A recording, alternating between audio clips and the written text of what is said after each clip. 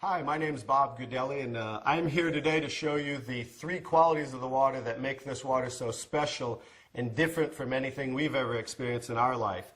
What I've gathered here is an assortment of bottled water that many of us are drinking today, and I'm going to show you the first quality of the water with what is called a ORP pinpoint meter, and ORP means oxidation reduction potential of liquids. They're either going to show a positive ORP or a negative ORP. So let's move over to Dasani. This is a product of Coca-Cola. So many of you drink this like I used to. And as you see, it's already climbing, it's above 130, so that's a positive. I'm going to move over to Aquafina, and that's a product of Pepsi-Cola. Notice this one climbing above 160.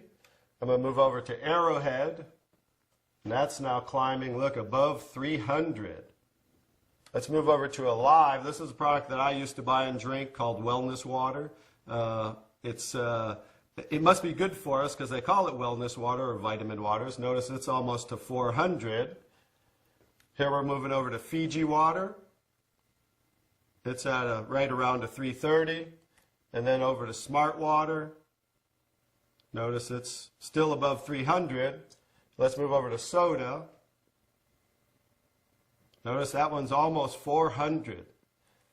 Now I'll go to tap water. That's at around right 360. And now the star of the show, Kangen water 9.5. Notice it's a negative 450. So as you see, that water jumped to negative right away. Negative, it's above a negative 470. And that's the most important quality of the water. And that's why, as I'll show you the device here in a moment, why that is manufactured as a medical device and sold as a medical device in Japan, because of that quality of the water alone. So I'm going to go and show you the second quality of the water with these pH drops, means potential hydrogen. It's going to show us whether these liquids are the pH scale from 0 to 14, whether they're acidic, to 7 being neutral, or to being very alkaline. And I'm just going to put a couple drops in each one of these. And that was the Dasani. Here's the Aquafina, the Arrowhead. Let's go to the Alive, the Fiji water, the Smart water, the soda, and there's the tap water, and here's Kangen water. Now let me stir these up real quick.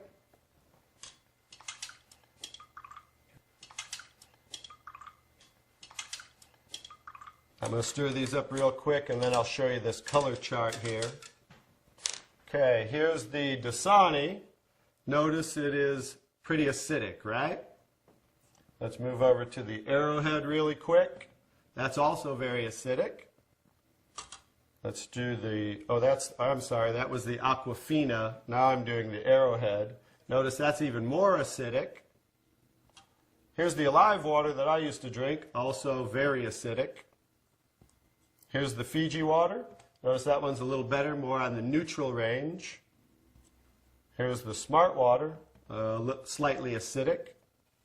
And here's the soda, also extremely acidic. This is the tap water, also on the neutral range. Don't get too excited about tap water. Federally regulated by the government, besides the chlorine, and they use lye to raise the pH of the water. Here's the star of the show. Like I said, it's certainly not me. Kangen water 9.5, very alkaline. So that's the second quality of the water. And one more interesting thing I want to show you about the alkalinity of the water is when we drink alkaline water, notice how it will change the pH of these acidic waters. I'm going to show you, I need a little more to do those, as you see there, as you see the Smart water, as you see the tap water.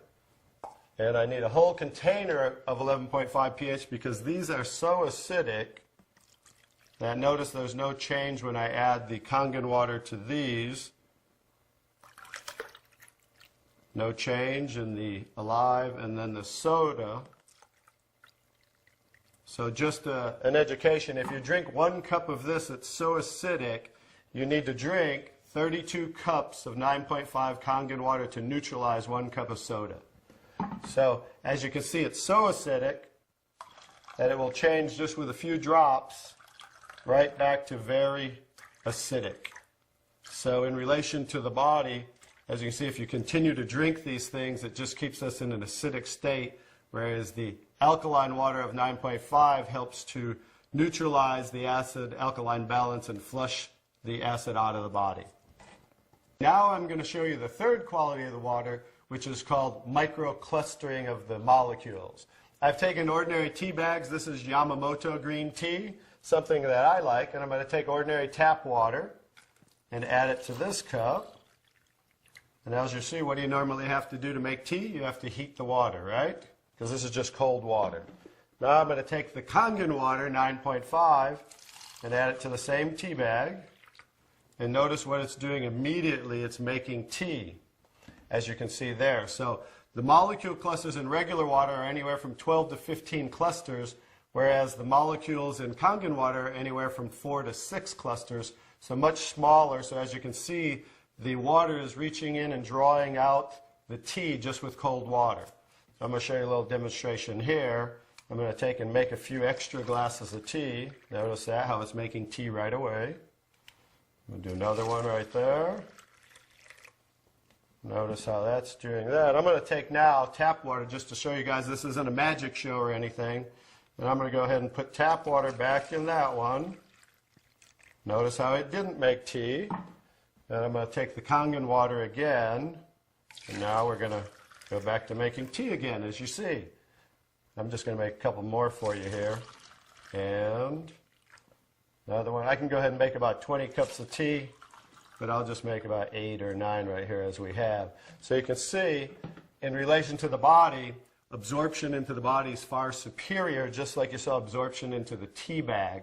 So the water will enter the body, hydrate the body much better at the cellular level. So I'm going to go ahead and show you some other qualities of the water, because remember the machine makes 5 different grades of water, so I'm going to show you them now. One of the other qualities of the water I'm going to show you is I'm going to use some tomatoes here that I just bought at the local healthy food store right nearby down the street. And I'm going to take, because we normally clean our fruits and vegetables in ordinary tap water. So I'm going to take ordinary tap water and just fill this one. Put that there, and I'm going to take I pre-make 11.5 pH. We call it strong Kangen water. And the reason I use a black container is because 2 things affect the quality of the water, and that is air and light. And I'm going to add that to the water here. Then we'll let those sit for a couple minutes. And I'm going to show you, let me take that. I'm going to move those off to the side real quick. And I'm going to show you what's happening with those tomatoes with a little demonstration right here. I'm going to just use some sesame seed oil. Take a little of that. A little in there. And then I'm going to take ordinary tap water and add it to the sesame oil. As we know, basic science, oil and water don't mix, as you can see. And then I'm going to take the strong Kangen water, 11.5 pH. And as you can see, with water, we just emulsified oil. So it broke down the oil just with water by changing the pH to 11.5. Now you're going to understand what's going on with the tomatoes over here. As I take the tomatoes, and this is the one that was soaking in ordinary tap water. Now that's how you normally clean your fruits and vegetables. Now this is the one that was soaking in 11.5 strong Kangen water. Notice the difference. Now, what just came off there compared to what didn't come off there? This water, just like it broke down the oil in emulsified oil, took the oxidation, the oil-based pesticides that they use, and just took it right off the tomatoes. And now, as you can see, you're going to have tomatoes that don't have any of the pesticides and anything that might possibly be on them. Whereas normally, this is how you would normally eat your tomatoes with all the pesticides. So that's another quality of the water, that we can use this water for cleaning purposes. You can pretty much get rid of all your household cleaners and just use water, because now we have water that can emulsify and break down oil. Now the last thing I'm going to show you about the water is, remember we said we clean our fruits and vegetables in the tap water, right? So this is just ordinary tap water. I poured in there, and I'm going to do a little test for chlorine. This is just a chlorine tester. We had about 4 drops in there, and as you can see, it's starting to turn yellow. So that shows us the amount of chlorine in the water. And like I said, a lot of this is going to be an education of things that we might want to change in our life. So I'm going to take, I just cut up a lemon here, and I'm going to take, and this is going to show us as we clean our fruits and vegetables in the tap water. We'll show you something that you might not want to do anymore. We'll just let those soak for a second, just as you normally clean things in the tap water. And now, as you can see, it's clear again. What happened to the chlorine? Did we really clean our fruits and vegetables with the tap water, or did we clean our water with the fruits and vegetables? So just an education as something you might not want to do anymore, and that's why we can use the 11.5 pH for cleaning our fruits and vegetables.